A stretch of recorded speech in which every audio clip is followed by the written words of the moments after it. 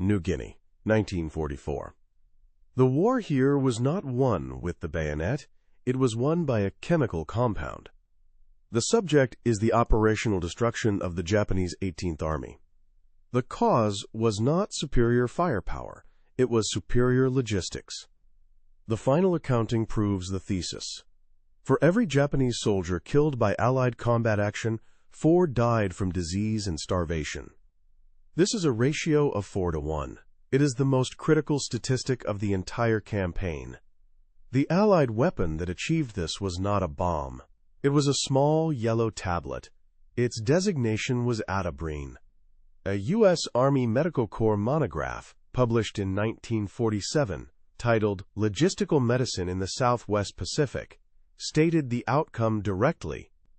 The document reads, "The Imperial Japanese Army's operational capacity in New Guinea was not eliminated by overwhelming force. It was metabolically dismantled. We did not destroy their ability to fight. We destroyed the bodies of the men sent to fight." At its peak, General Hatazo Adachi's 18th Army numbered over 100,000 combat-effective troops.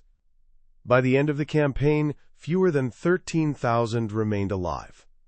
This was not a defeat, it was a biological attrition. The conflict in New Guinea was ultimately a contest between 2 systems.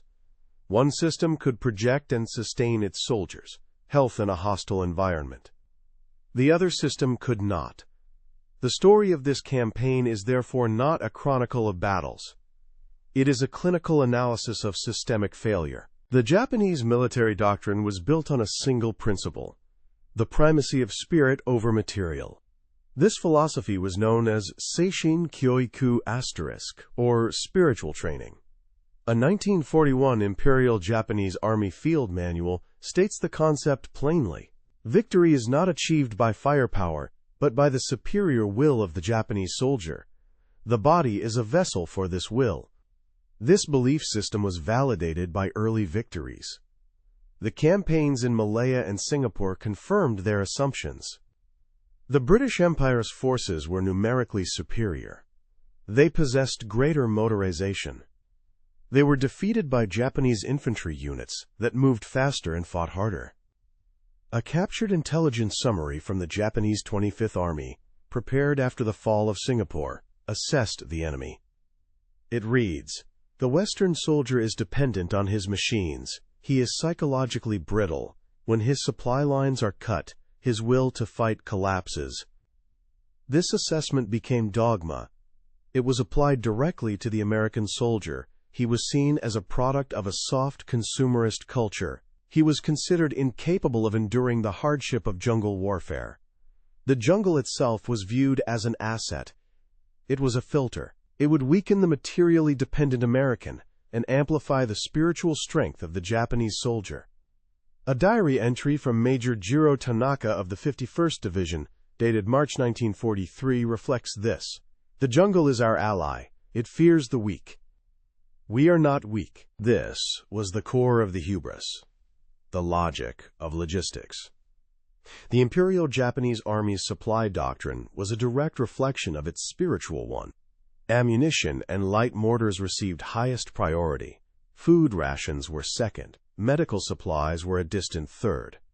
A captured quartermaster's ledger from the 20th Division at Buna showed the allocation.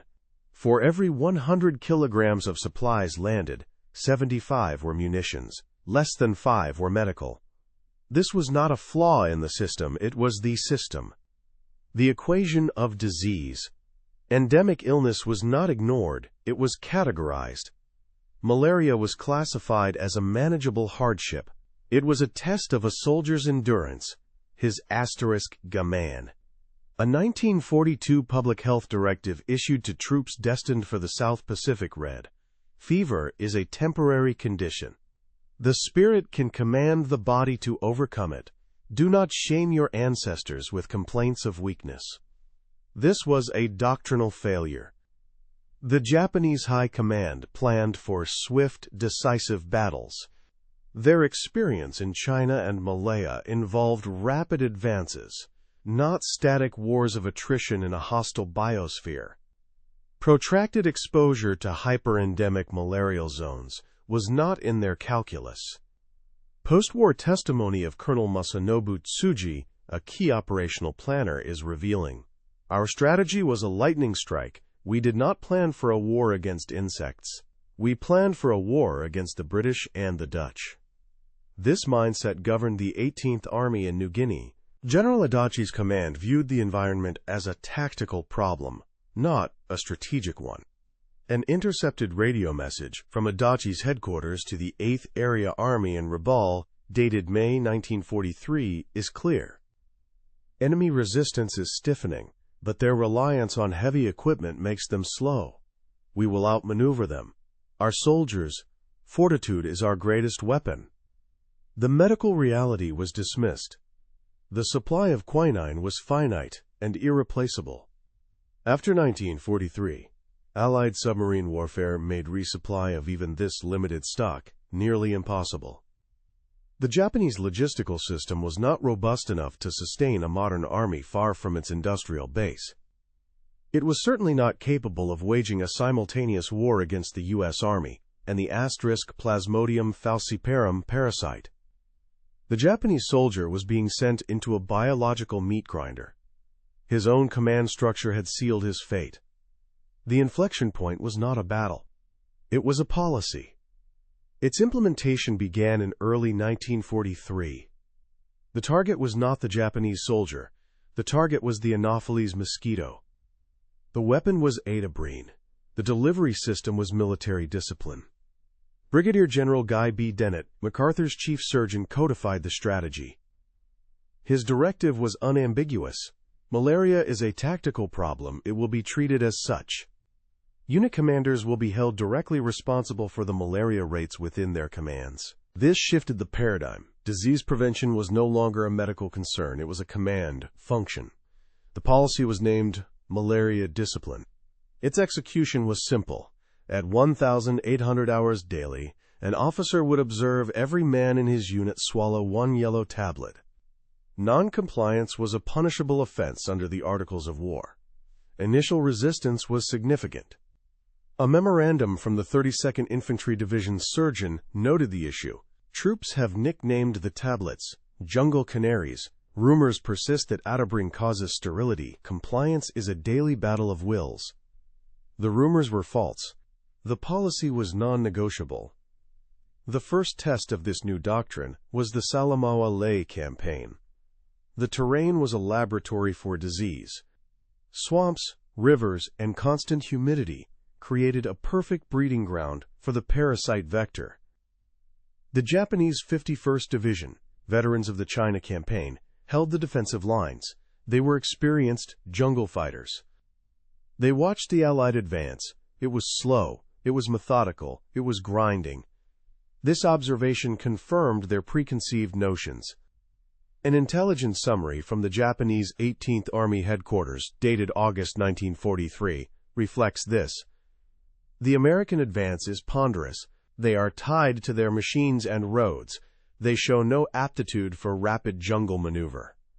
This was a fundamental misreading of the situation. The Allies were not slow because they were weak. They were slow because they were healthy enough to be methodical. The first signs of the underlying reality appeared not on the battlefield, but in medical ledgers. By September 1943, Japanese field hospitals were reporting a catastrophic rise in non-combat casualties. The diagnosis was almost uniformly Netsubio fever sickness. A captured report from a regimental surgeon attached to the 51st Division, dated October 1943, documented the collapse. The document is clinical. It is stark. It reads, "The enemy appears unaffected by the swamp fevers. Their patrols are active daily. Our own forces are reporting over 500 men in the battalion, too weak to carry their rifles.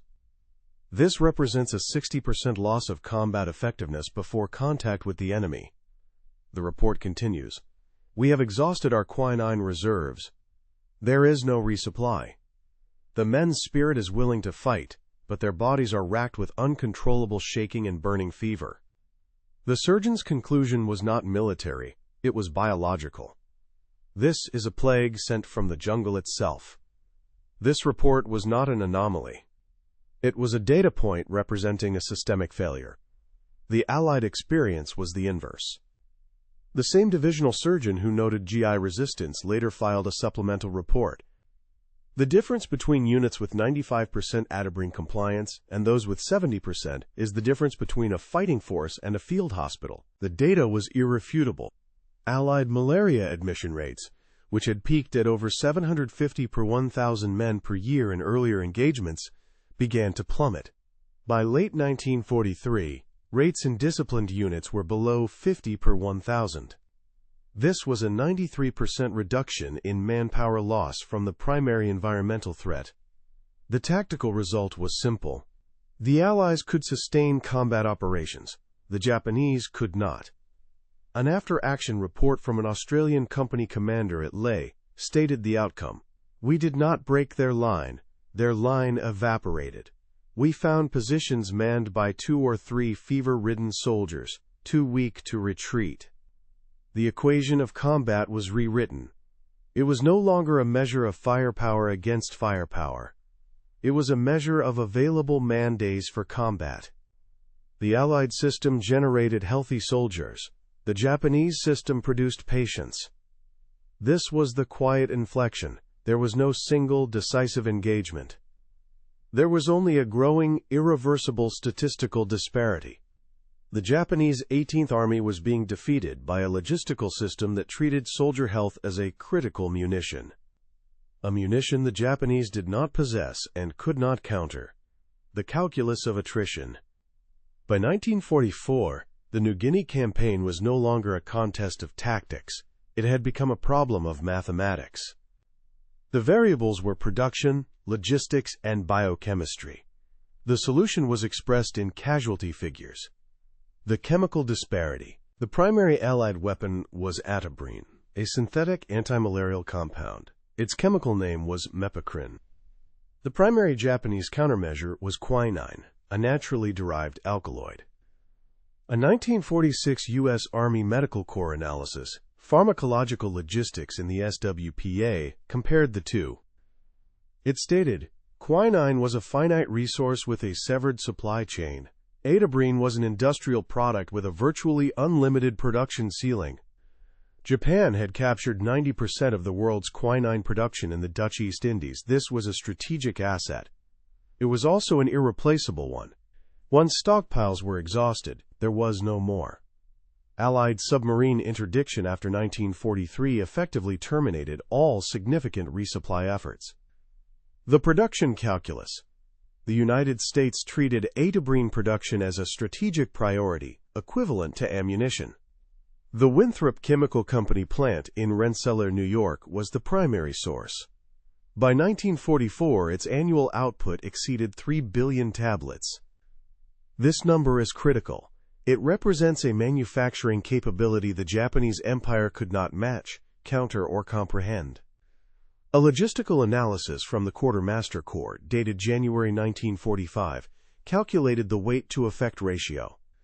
It concluded, 1 ton of Atabrine tablets delivered to the theater preserved more combat man days than 100 tons of conventional munitions. This was industrial warfare applied at a molecular level. The Japanese logistical system was designed to transport shells and rice. The American system transported those, and it also transported prophylactic medicine with the same priority. This was the decisive asymmetry. The manpower equation. The outcome of this disparity was measured in available soldiers. A U.S. Army report, Manpower Effectiveness, 32nd Infantry Division, 1943-1944, provides the data. Malaria admission rates in 1942, prior to strict discipline, were 766 per 1,000 soldiers per year. By late 1944, in units with 98% Atabrine compliance, that rate fell to 25 per 1,000. This represents a 96.7% reduction in combat power lost to the primary environmental threat. The Japanese data, reconstructed from captured documents and post-war interviews, shows the inverse. In the 51st Division during the WWII campaign, non-combat attrition from malaria and dysentery reached an estimated 800 per 1,000. This means, for every 1,000 soldiers, 800 were functionally incapacitated by disease at any given time. A fighting force cannot sustain such losses. It ceases to be a fighting force. It becomes a collection of casualties. The doctrinal chasm. The Allied approach was codified in Brigadier General Dennett's Malaria discipline. It was a top-down, command-enforced system. Failure was not an option. A 1944 circular to unit commanders stated, "The malaria rate in your unit is a direct measure of your leadership. It is not an act of God. It is a failure of command." The Japanese doctrine was Seishin Kyoiku, spirit over material. Post-war interrogation of Colonel Masanobu Tsuji confirmed this view. When asked about medical logistics, he stated, "The spirit of the soldier was our primary concern. A strong spirit can resist fever. This was our belief." This was not a belief. It was a fatal miscalculation. It pitted the human will against a protozoan parasite. The parasite had the advantage. The final accounting. The numbers provide the verdict. The Japanese 18th Army began the New Guinea campaign with a strength of over 100,000 men. At the war's conclusion, fewer than 13,000 were surrendered. Of the approximately 90,000 who perished, Allied intelligence estimated the cause of death. For every one Japanese soldier killed in direct combat action, 4 died from disease and starvation. This is a 4-to-1 ratio. It is the statistical signature of a systemic collapse. The Imperial Japanese Army in New Guinea was not outfought. It was metabolically dismantled. The collapse was not an event. It was a process. Its culmination began on April 22, 1944. On that date, Allied forces executed Operation Reckless, landing at Hollandia and Itape. The landings were a strategic masterstroke. They were also a death sentence. With a single maneuver, General Adachi's 18th Army, numbering over 60,000 men, was bypassed and isolated. They were cut off from supply, reinforcement, and retreat. The Allied command made a calculated decision. A direct assault on the fortified 18th Army would be costly. A siege would be not. The jungle would serve as the primary instrument of attrition. A planning document from MacArthur's G2 intelligence section, dated May 1944, laid out the logic. The enemy is contained. His logistical line is severed. Our primary offensive action will be to let the environment complete its work. General Adachi did not accept this fate. He ordered his forces to consolidate and counterattack. The objective was the American perimeter at Itape. His plan was to march 2 divisions, the 20th and 41 Stone, over 100 miles through some of the world's most difficult terrain.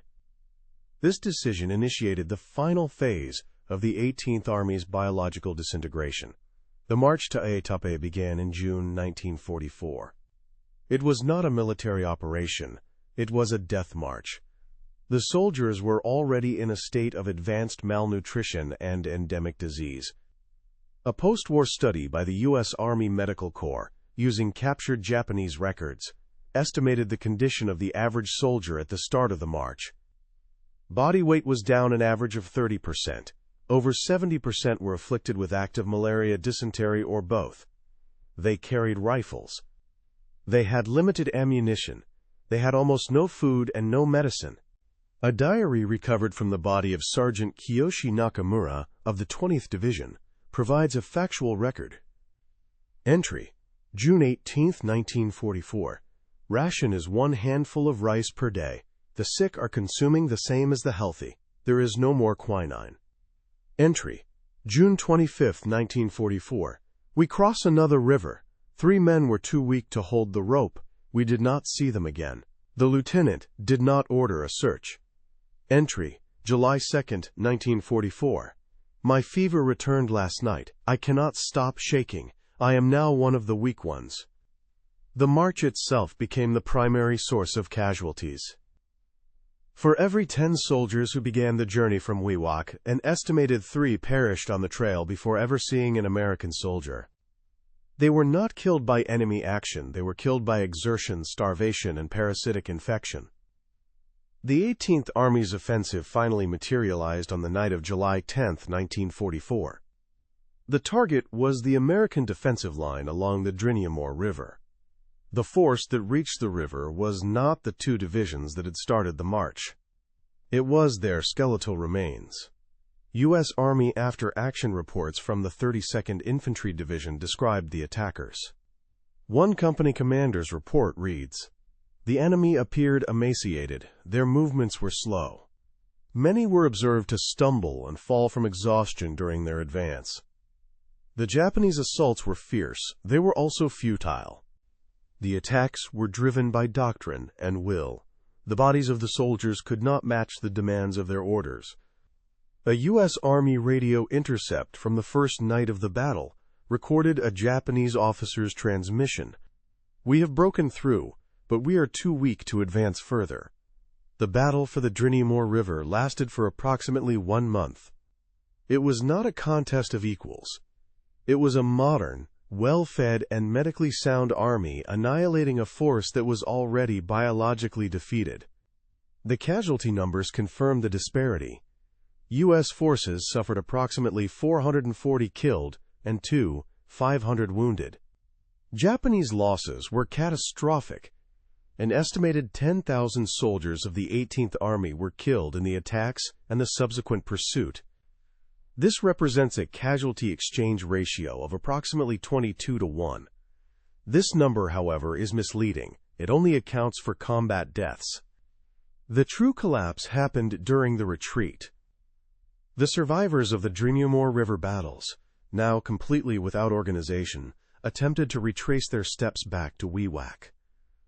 There was no organized retreat. There was only a desperate flight for survival. A captured Japanese medical officer, Major Kenji Tanaka, described the situation in a post-war interrogation. His testimony was recorded. "There was no army left. There were only starving men. We had no food. We ate roots, leaves, sometimes each other.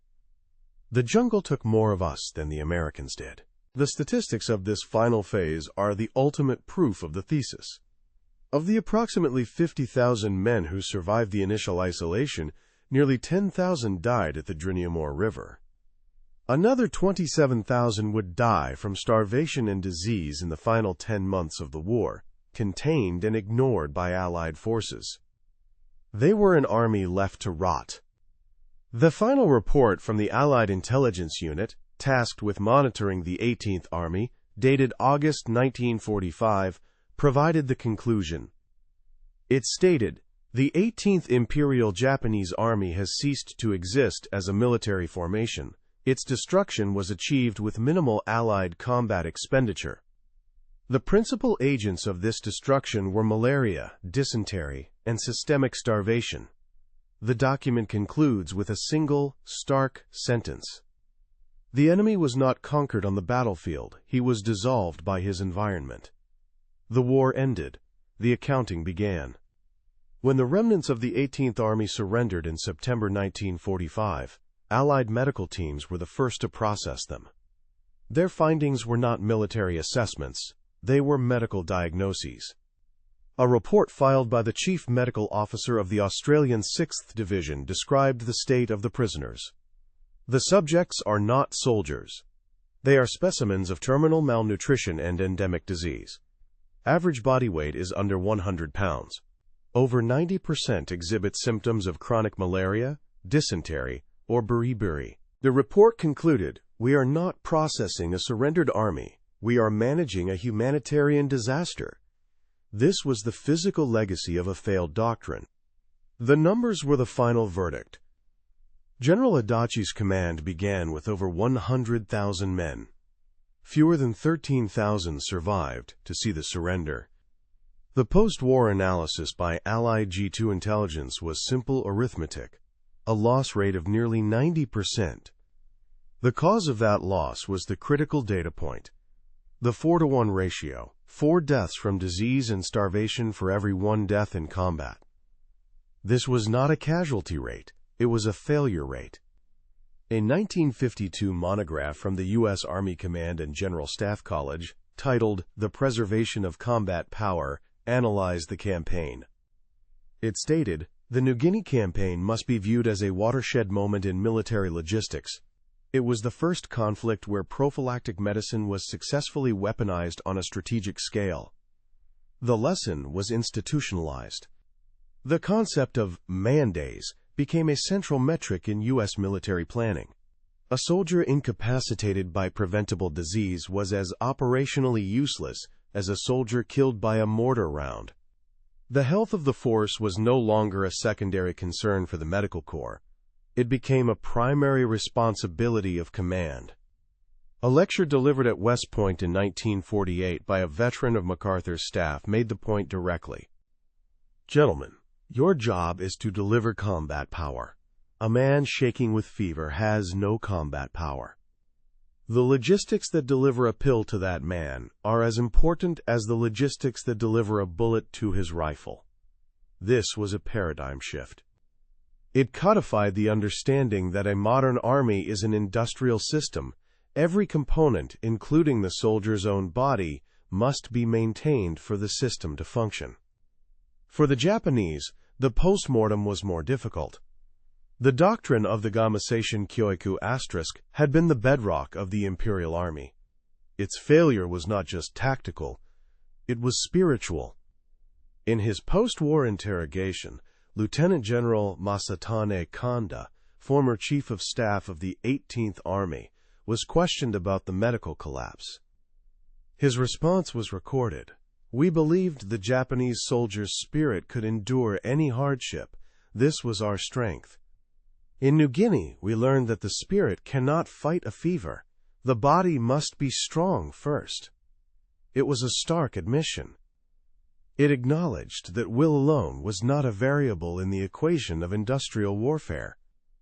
A 2005 book by Japanese military historian Dr. Kenjiro Ito, The Empty Fortress, reflected on the legacy.